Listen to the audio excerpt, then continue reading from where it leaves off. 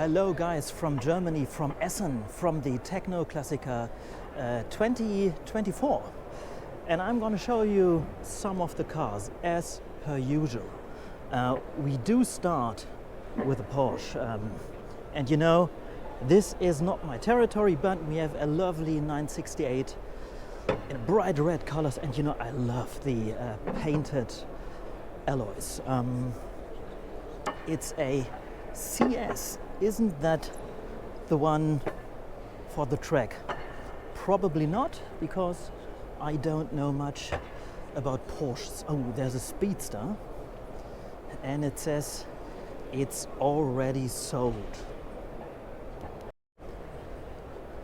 Some Japanese cars you probably know from your PlayStation, from Gran Turismo.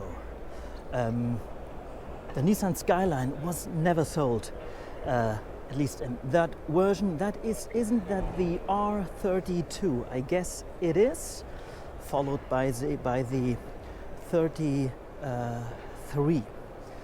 Lovely Japanese plates and some more Skylines. So 30, 32, 33. And this is quite possibly a 34. Audi V8, proudly showing its 32 valve V8.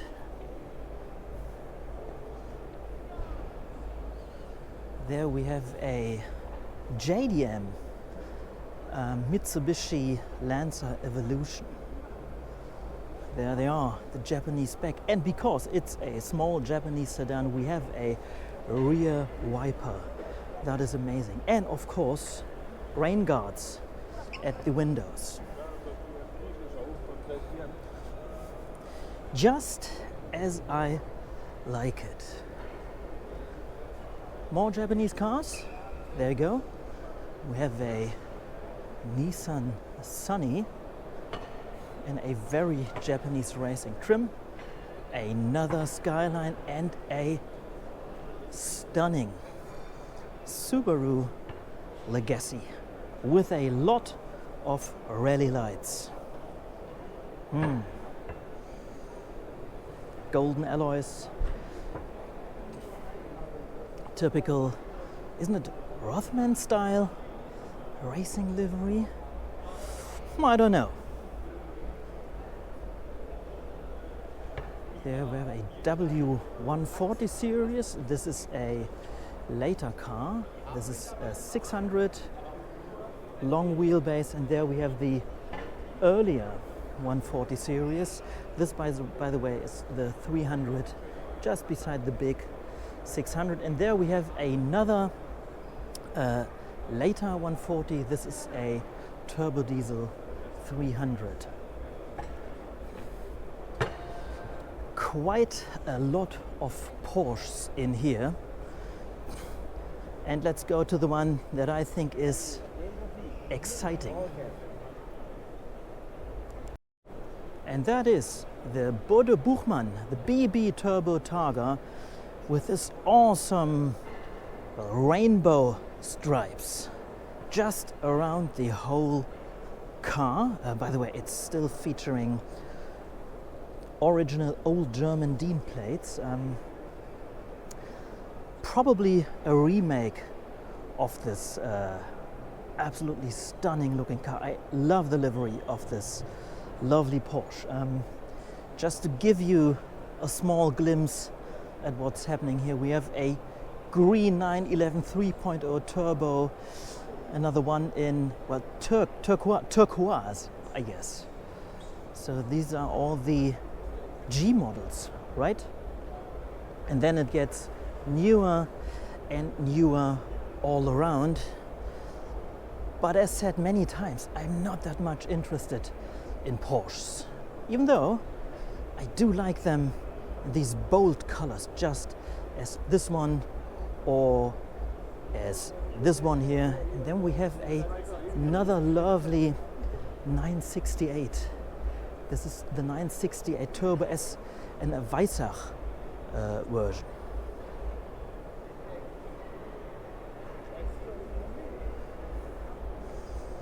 Okay, let's explore what's more to see.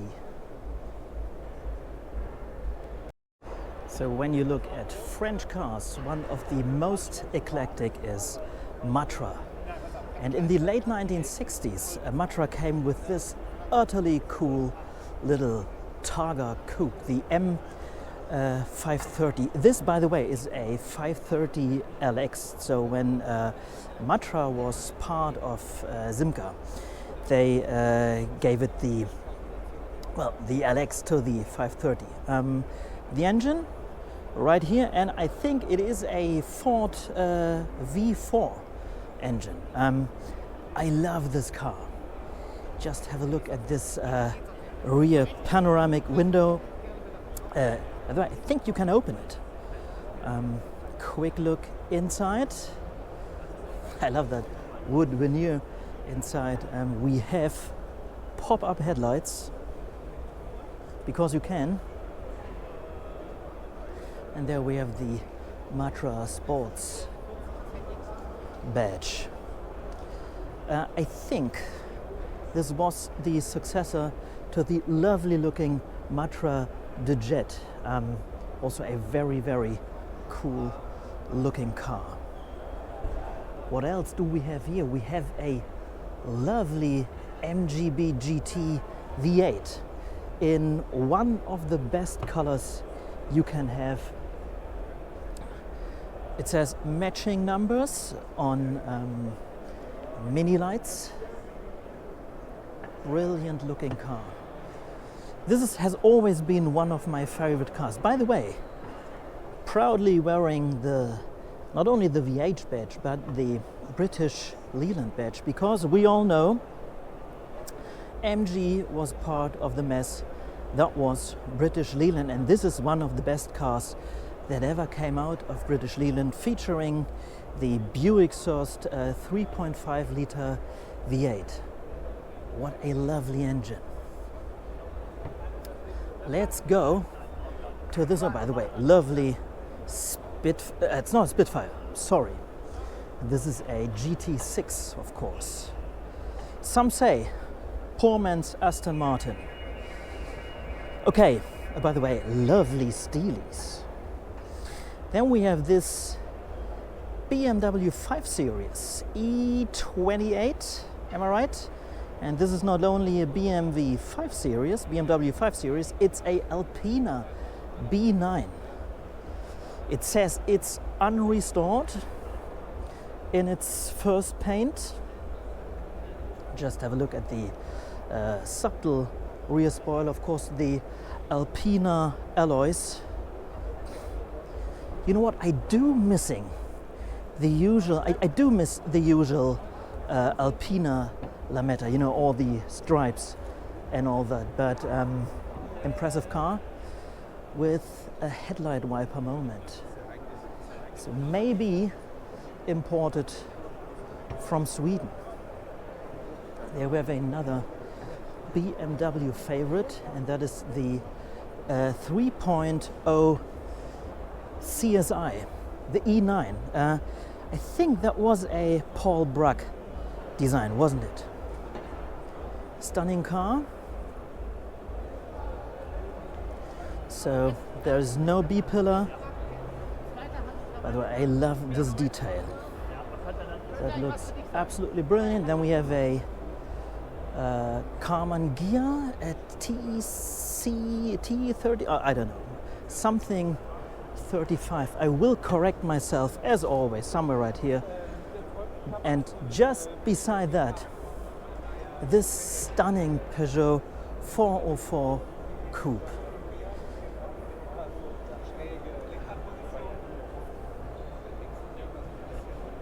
It's a Pininfarina design, and it really looks the part. Love the fog lights there in the grille. The whole line of the car is just amazing. Really, really beautiful. A Japanese car, and that is the Datsun 240Z, or in Japan it was the Datsun Fair Lady. It's one of my Japanese favorites and an iconic Japanese sports car. So let's take a minute to remember Marcello Gandini, who sadly died some weeks ago, and this is one of the most well-known and iconic Gandini designs, the Lamborghini Countach. And this is a very rare Series 1. There you see the iconic style of the rear wheel arch. So the LP400 was maybe the cleanest of the Countach designs. Let's have a quick look inside. Lovely brown interior. It's all leather, and I think this is Alcantara, isn't it? And it is parked beside another Marcello Gandini design, and that is the strange looking Alfa Romeo RZ. So made by Zagato, but as far as I know, the design came from none other than Marcello Gandini. There's a very interesting looking front end. It is kind of challenging. I do like the convertible a bit more than the fixed roof version of the RZ. Completely blacked out rear lights. Very interesting car, and a very small car, by the way. So it is not big. And there again, the stunning early LP400. As far as I know, this is not the original color. There is an interview with, I think, the owner from Moticon on the Shmi 150 channel. They're driving a stunning Lamborghini LM002, and they talk about this car here as well. So I'm not into supercars, I'm not into hypercars yet. This is really, really lovely. Okay, what else do we have? We have lots of interesting and lovely Maseratis, and my favorite of them is this Maserati Camsin. I think it is from that era when Maserati was part of Citroën, and the Camsin is one of my favorite Maseratis of all time because it's a small car and it looks interesting. Just have a look at the back of it, because it is not a panel, it is glass right there.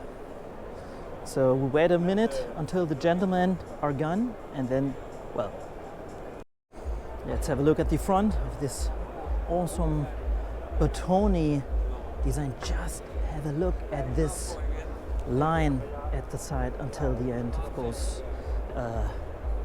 Double pop-up headlights. And now let's have a quick look at the back. So we have a glass hatch right here, and then we have a glass structure right here. So it's quite comfy to look at the back from the front seat.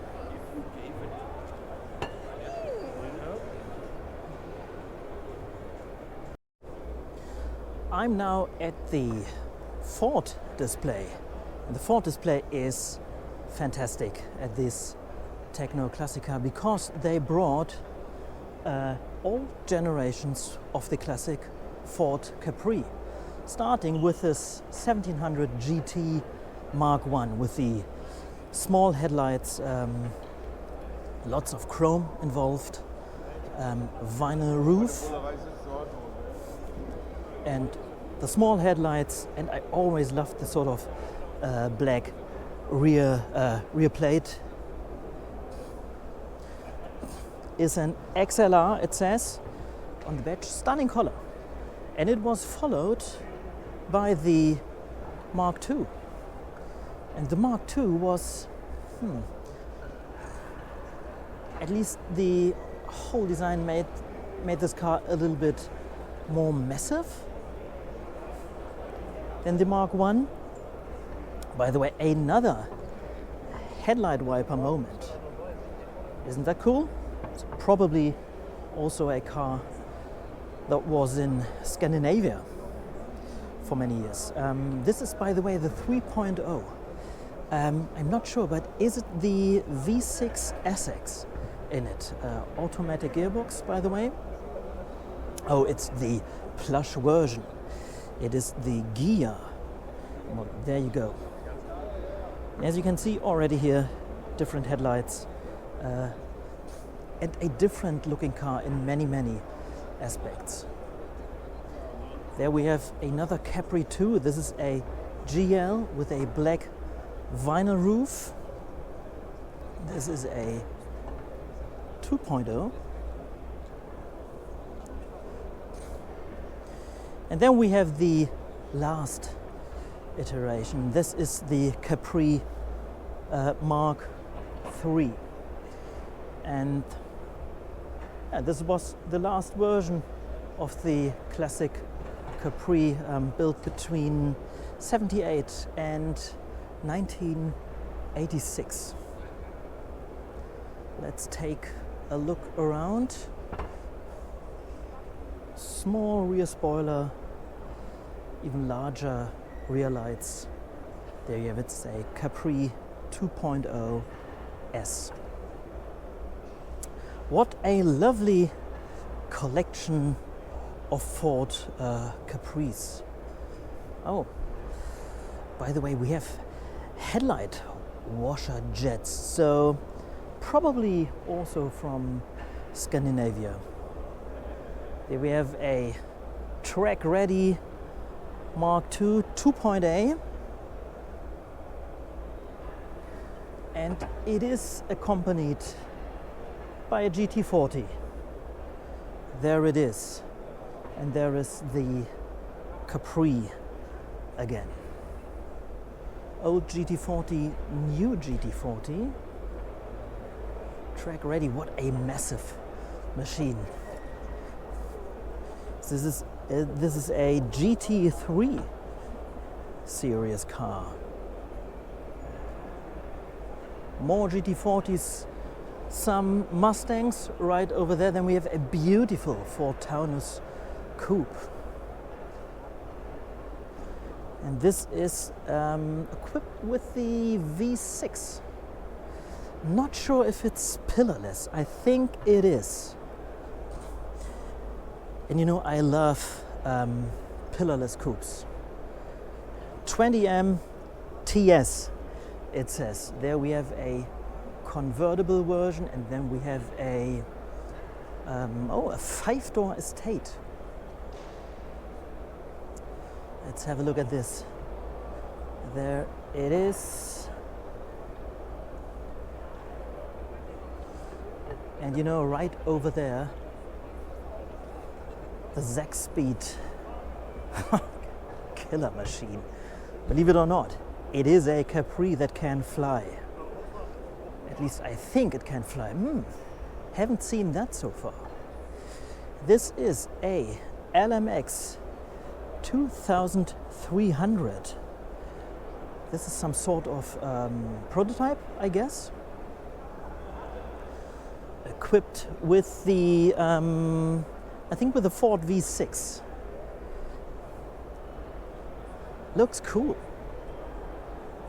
I think it's the 2.3 liter V6 in it. Then we have a Ford Ozy, same engine. Lovely Ford Escort XR 3i convertible.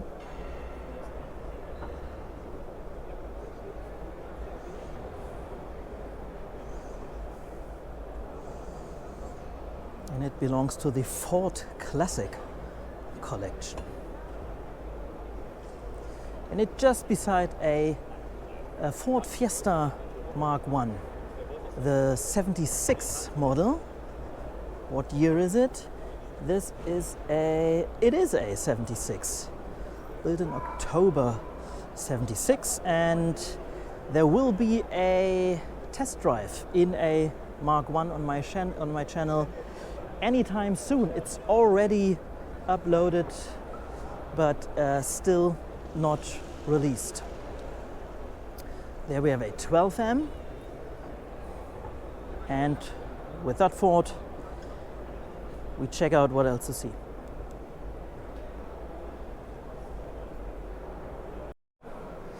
Time for some Mercedeses, and we start with the Unimog. These are small Unimogs, and this is a very, very large Unimog, a U5023. And that is all I can say about that massive piece of machinery. So let's see what else we have here. We have a Mercedes, the Ponton, and this is the big Ponton. I think is it the 220, I guess. Well, the plate says 230, so I'm not sure, but this is a 70, so it's 70 years of it. We have a collection of lovely Mercedes 123 series. This is a red W123 on Fuchs alloys, and there we have a C123. The C123 is of course the coupe version. It's a 230C. Love the color, and of course I love the color-coded hubcaps. This has an automatic gearbox, and it's only a C, not a CE. So this is the carbureted version. There we have a S124 series. The S is because it is a estate 6-pot 320 automatic gearbox, and there we have a W124, and I think it is Bornite, one of the classic Mercedes-Benz colors. It's a 250D, good old diesel, 1992. By the way, so this is a MOPF 1, MOPF4 Modellpflege. That is a facelift, and this is the first facelift, and this is the second facelift. The MOPF2, MOPF2 or MOPF2 as we say in Germany, and the differences are obvious. Just have a look at the grille, but many more details are different between the MOPF1 and MOPF2. You know, I do prefer the MOPF1. We do have a pre-facelift 124 series. Let's go straight to that car, passing the lovely C123. So this is the earliest variant of the W124 series. This is a 1984 230E, I guess. Lovely red color. It is a rare Mercedes-Benz color. So we have orange indicators. We have lovely period alloys and Stuttgart DIN plates. But these are here for display, I guess. Guys, even the screws at Mercedes-Benz have parts numbers, and that is really interesting. Oh, we have a early airbag steering wheel, so it's not even perfectly spec'd. Sunroof as well. Brilliant example.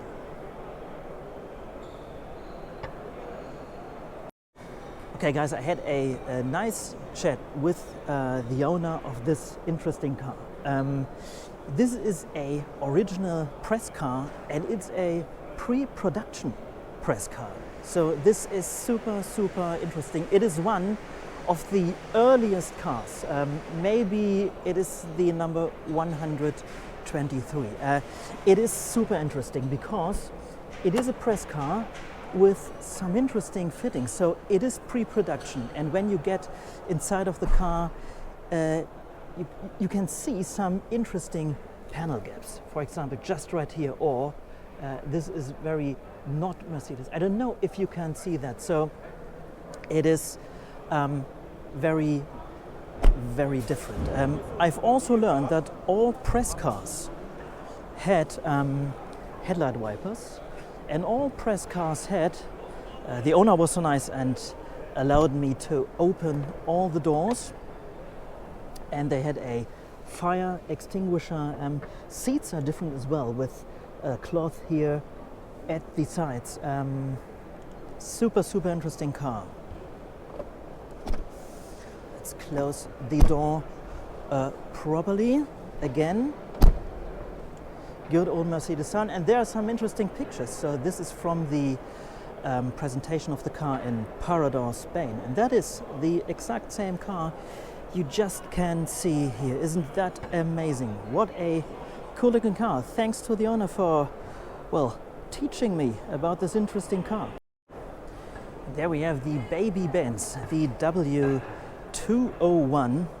This is, I think, this is Beryl, isn't it? And this is interesting because it's a US spec 2.6. So the 6-pot and automatic gearbox, leather interior, and it has the automatic AC. Then we have on Stuttgart DIN plates a pre-production 2.316. So the fastest, not the fastest, but the faster version of the W201, and this is one of the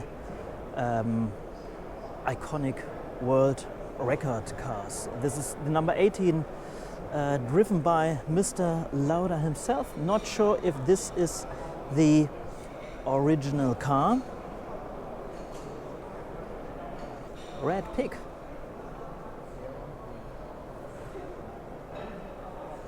One of the most iconic Mercedes-Benz race cars. Lovely yellow 123 series, 250 carburetted, and the S-Class Club brought a AMG 126 series. That is interesting. So this is a AMG 380 SEL, white Penta wheels, color matching of course. It does have the black grille of all the, well, pre-merger AMG versions, and it's difficult to get a complete look around of that car. And it's an early 126 series. There we have the longer wheelbase SEL door and the period AMG badge. Inside AMG steering wheel and blue velour seats. Then we have a crash ready 116 Merc. Lovely green color. And this is called the Rambok. And now if you wonder about the strange look of this car, this was a engineering test bed for the later 126 series that followed the 116. Oh, there we have the 8-pod of the AMG again.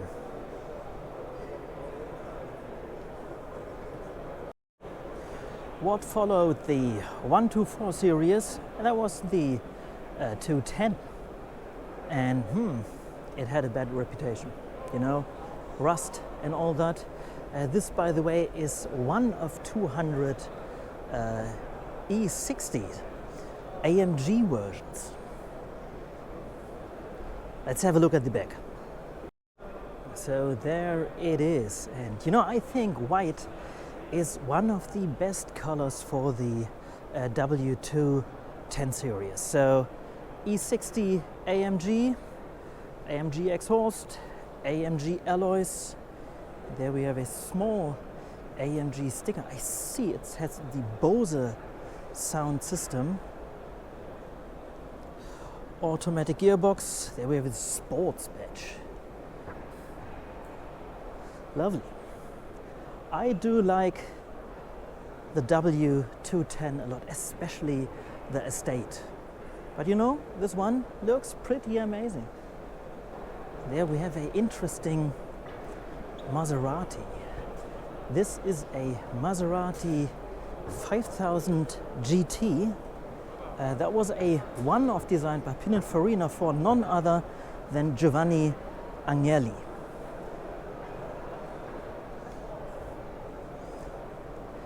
And it's a impressive looking car. The roof is giving me some Facel Vega vibes. So it seems like I can't go in there now, but just have a look at the roof. Is it polished aluminium? It's a fantastic looking thing. Never seen that before. And there again, iconic Marcello Gandini design, and that is the Lamborghini Miura.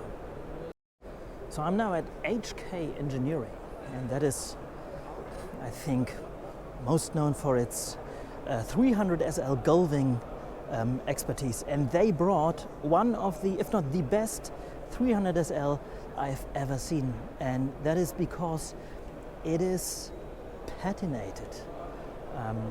And it looks absolutely stunning. Just have a look at the interior of the car.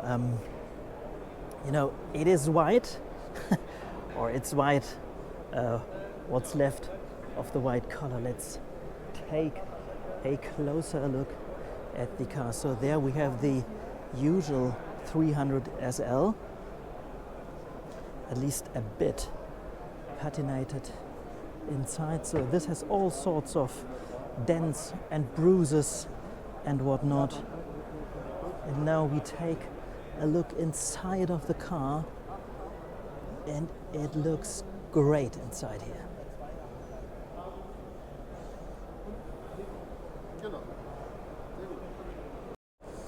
And here we have a super interesting and super rare car. This is a Russian car from the, I think production started in the mid-40s, 46 I guess. This is a Gas Pobeda, and it looks like it is restored to the highest standards. By the way, the roof antenna looks amazing. Quick look inside of the car. So this is a 1956 Gas Pobeda, the M20, and the car has a very interesting history because it was built for many years, because there was a license built version in Poland, and that was the Warsaw Pobeda, and that was built way until the 1970s with all sorts of facelifts and updates, and is actually the first time I've seen this original M20 Pobeda variant. I wonder if this was ever available in this color. I sort of doubt that. This is one of two Jaguars XJ220s for sale here at the show.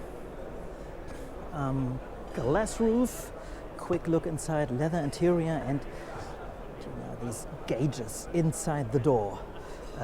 One of my favorite details. I love the massive alloys this has. And by the way, if you are looking for rear lights for your XJ220, you just need rear lights from a Rover 200-400 series from the R8 generation.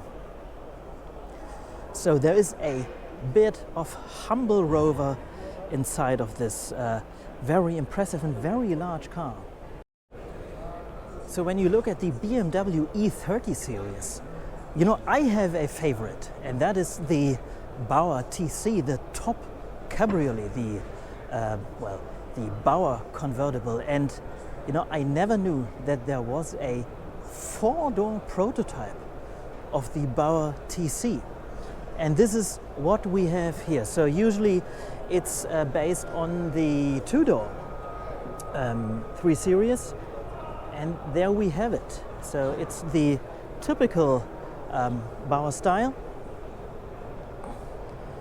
So it has a, how to describe that? So you have a roof section here, and then you have another here, and you can do all sorts of things with it. So this is fully retractable. When I was here earlier, I've made some pictures of it, and I maybe show you the pictures now how it looks fully open. So this is a prototype, and the successor to the A30, the E36, there was a four-door version made by Bauer.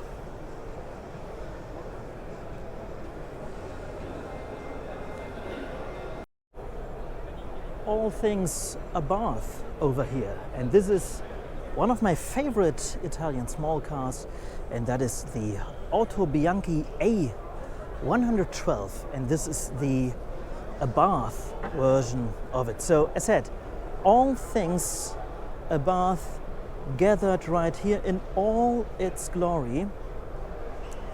And you know, because petrol punks, my favorite is the Fiat Ritmo. This is the later version of the Ritmo. Just have a look at the different grille, and this looks heavily used on the track.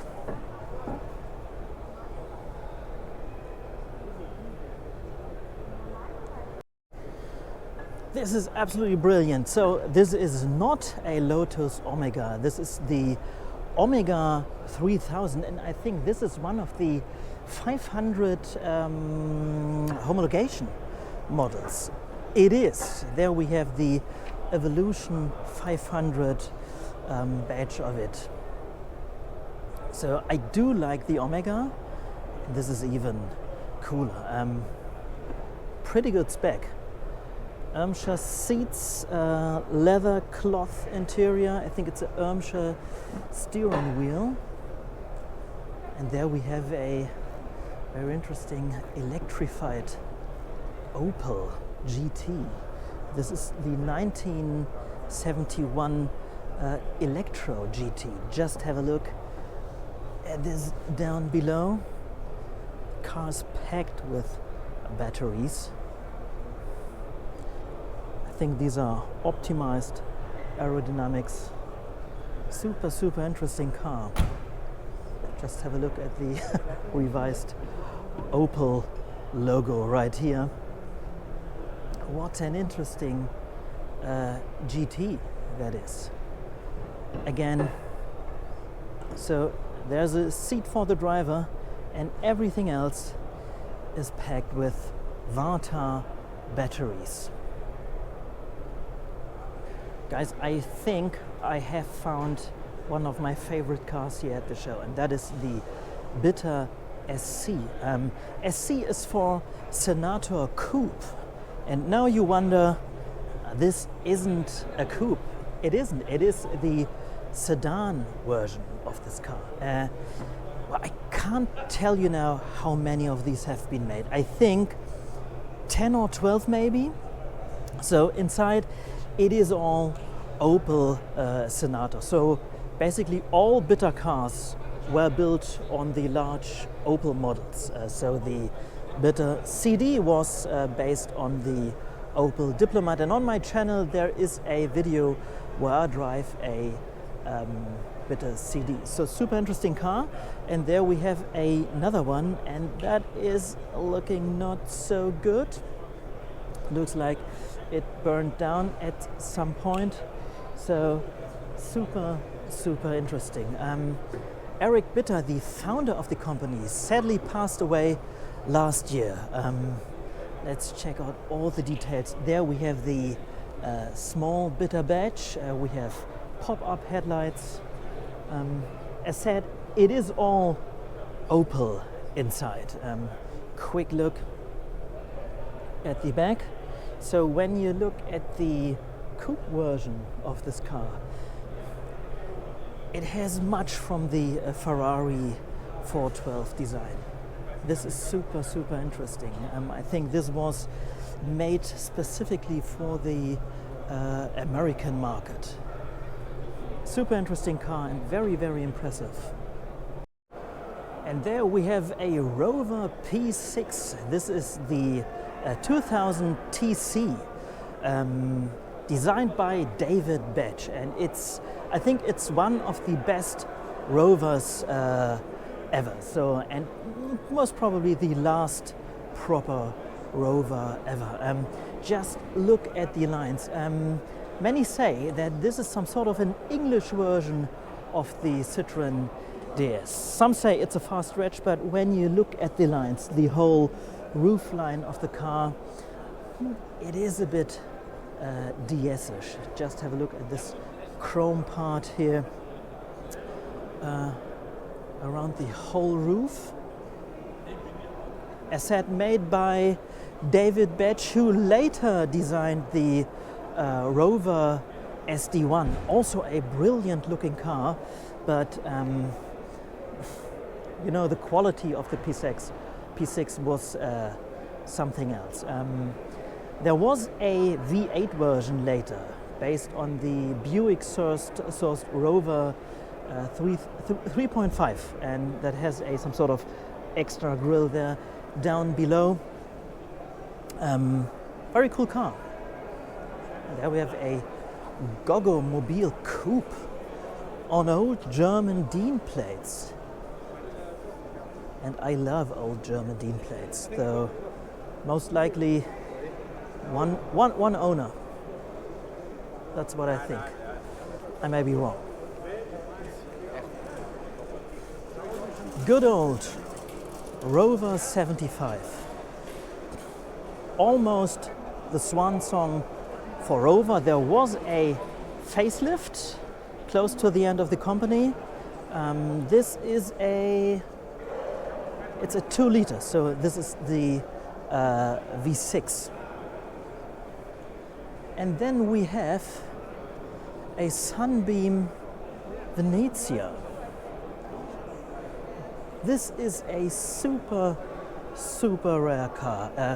It wasn't successful at all because it was very expensive. So it's a Italian design based on the, I think, Humber Scepter, as far as I know. You know, I love the look of the front with this. Is it an air intake or is it a mock-up? I don't know. Never seen that before. Read about the car before, and now finally here it is.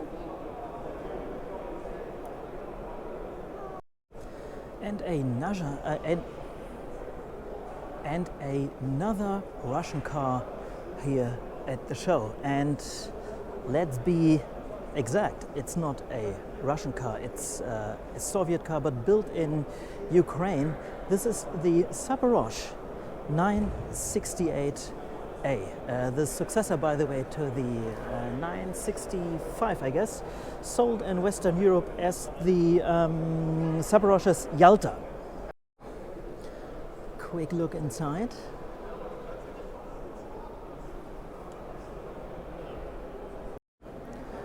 Guys, when you think of Alfa, you think about the Alfetta GT. You think about the one, is it the 147? But there was a van. This is the Alfa Romeo F12, a classic Alfa Romeo van. Alfa Romeo were into commercial vehicles, light buses and trucks, and the F12 was one of them. And it's a very, very cool looking car, also in that period Alfa Romeo livery. You know what, guys, I love sensible cars, humble cars, such as this Ferrari 512 BB Koenig Specials. So it has got all the typical Koenig Special bits, like a massive white-bodied version, bold golden alloys. I think this is just the right car for me, isn't it? What do you think? Let me know. Okay, after the Koenig Special Ferrari, we need a real sensible super hypercar GT car for me. And there is one that isn't Italian. It's a car from Swiss, and that is the Monteverdi high-speed 375L. And there is quite a lot to say about this car. First of all, Monteverdi, built in Switzerland, and the high speed is particularly interesting. So it started life as a Frua design and was built at Frua, but you know, Peter Monteverdi, he wanted a higher production rate. So he said, we could do that at Fisora, and Pietro Frua wasn't happy about that, and well, he wasn't happy with Fisora building or producing a Frua design, so Monteverdi had to, let's say, alter the original high-speed design. Some say it was more or less the work by the designers at Fisora. Whatever it is, it's a super impressive and interesting car. The 375, it has 375 horsepower out of a Chrysler 4.2. There we have the Monteverdi high-speed badge, and let's have a quick look inside. Just have a look at the center console. The center console is just massive, and if you look at the seats aren't, well, how to say that? Let's see at the other side. There is a better view of it. Can you see it? So there, it looks like there's not much space when you sit in a 375. You may notice I'm a bit out of words because this is such an interesting and cool looking car. There we have the Monteverdi badge there at the front. This is annoying me a lot. And by the way, just look how this small space between that large rear window and the rear wheel arch. So much glass involved in this car. It's really one of my favorites here at the show. How much is it? POA. So it cost a bit of buck. There were the LP 5000 Countach, one of the later iterations of the Marcello Gandini design, with a massive rear spoiler, which is, well, not of any use as far as I know. Then we have a 16-pot Bugatti Veyron. The spoiler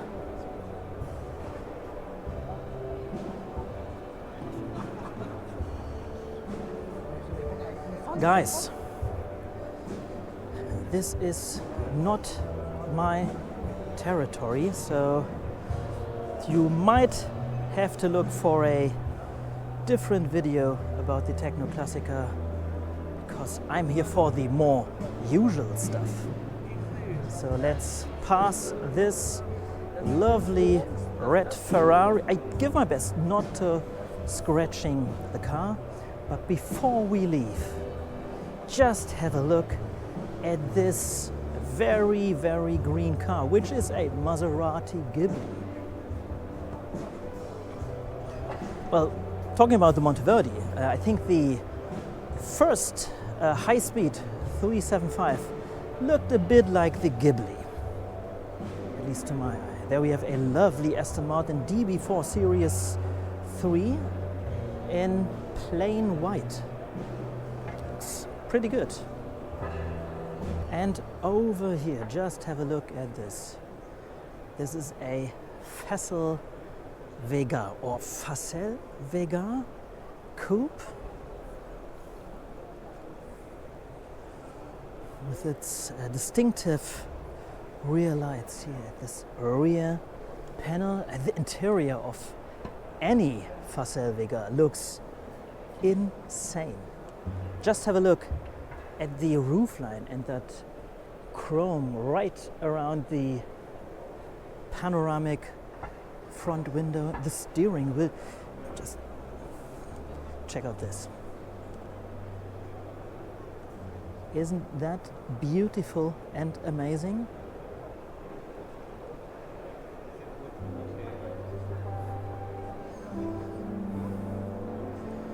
It's on French plates, steelies.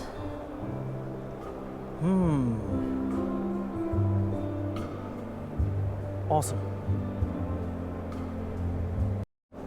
And now super interesting to see these two together. I think it's a 328 BMW. Anyways, this is a Bristol 2-liter, and just have a look at it.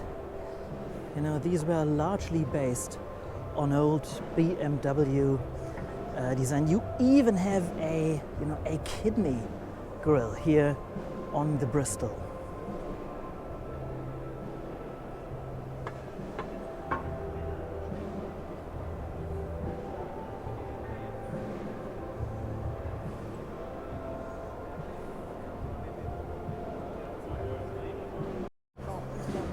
And there we have another Facel too. It's on black California plates.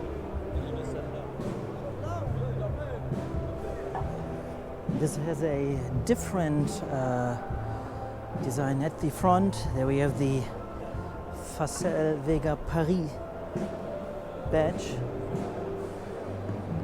Just parked beside this lovely Citroën DS 21 Palace. This is a 67.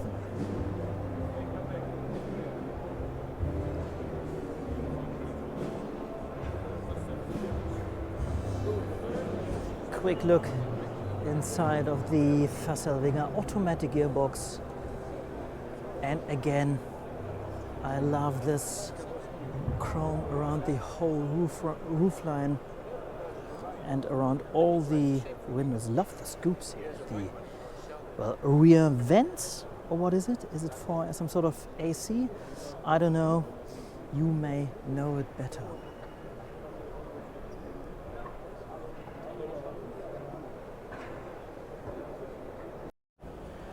I'm now at the display of the André Citroën Club, and they really delivered.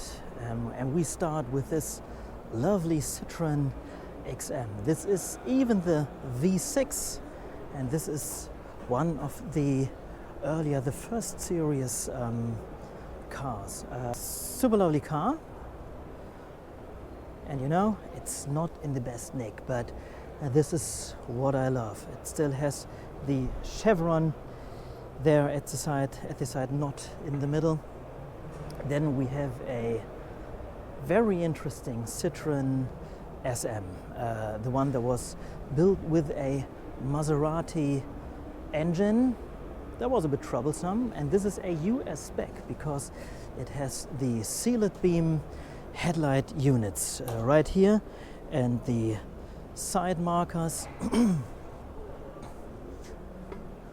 you know, I love the color, and it's a automatic, So unfortunately, one of the drawbacks of the automatic gearbox is you don't have the lovely, the lovely looking gear lever of the manual one.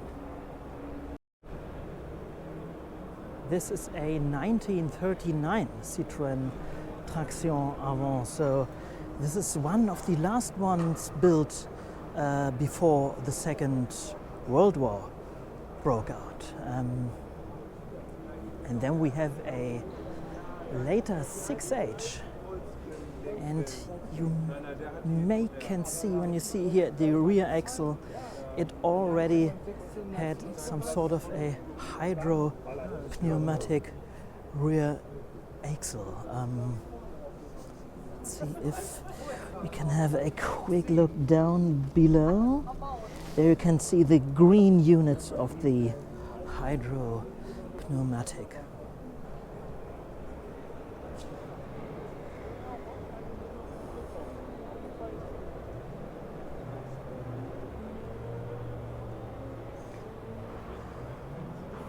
And even more interesting, sorry for the flickering lights by the way, we have a super early Citroën 2CV 2 chevaux, and this is the TPV.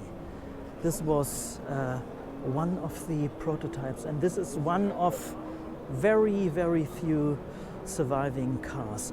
As far as I know, this was found somewhere at a Michelin test facility, and it was very heavy to get this car out of this facility. And just have a look just have a look at the bench construction. Isn't that interesting? So this was the start of the 2CV. Only one headlight, one wiper, which you move by hand, I guess.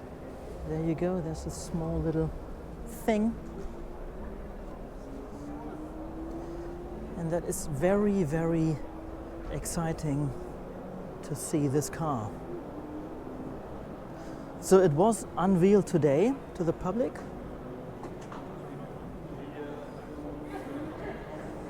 And if you will, it's the forebear for this much later Citroën 2CV. More interesting, by the way, 50 years of Citroën CX, and we have three very different but very interesting examples. And let's start with this CX brake. I think this is a Series 1 in a white beige, let's say beige color, and a light brown interior.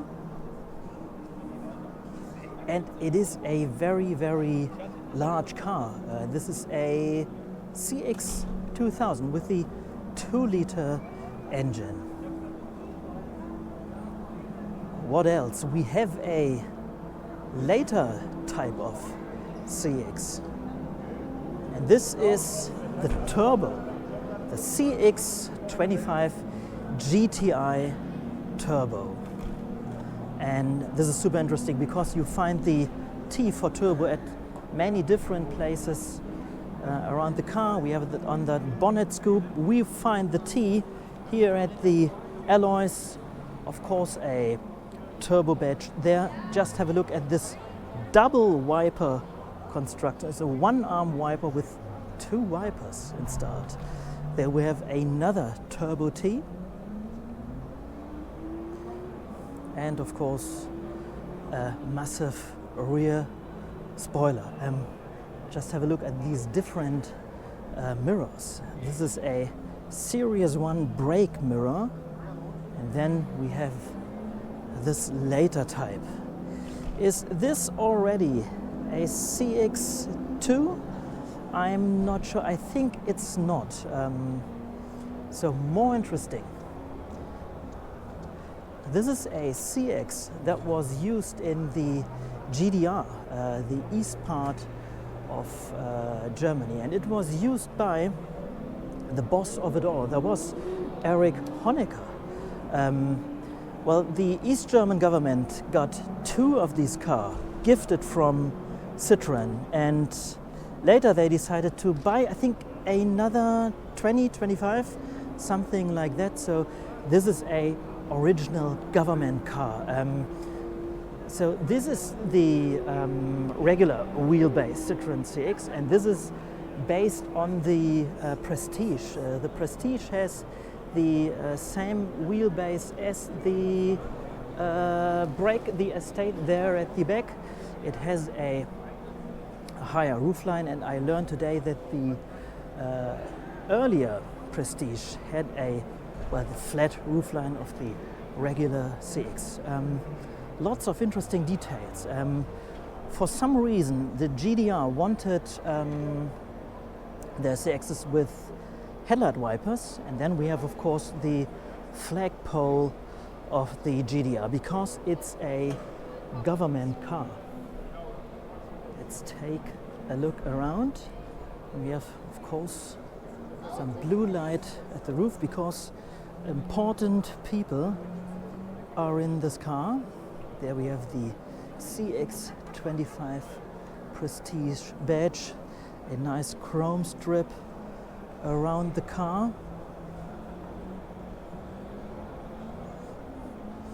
And you know what? We will have a look inside of this magnificent piece of history. Before we take a look inside, this is a East German number plate. The I was always for that region around Berlin, which was the capital of the East German state. That was the GDR, German Democratic Republic. Okay guys, we've opened the door to the lovely government Prestige that was used by Erich Honecker. So inside it is pretty usual for a CX Prestige. What's interesting though, the East German government always preferred cloth for leather, and I do understand why. We have the one-spoke steering wheel, the typical Citroën CX gauge cluster. It's an automatic, by the way. And let's have a look at the back. So we have massive rear legroom, and it looks super comfy. There's a small cushions for your feet, large door pockets, ashtrays at the back seat. There we have a cigarette lighter, the window plates. There we have a middle armrest.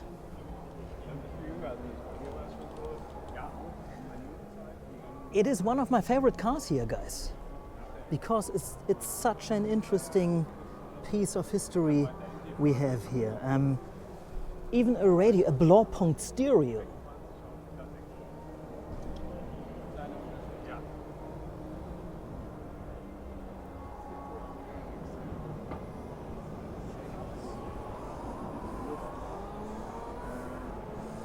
So that's it. Thanks a lot to the Andre Citroën Club for making all that possible. What a great looking car. Okay guys, that was part 1 of my coverage of the Techno Classica here in Essen. Subscribe to my channel, leave a comment, watch out for more videos from the Techno Classica in Essen, and see you soon. And we end this video with this first series Range Rover. Bye bye guys.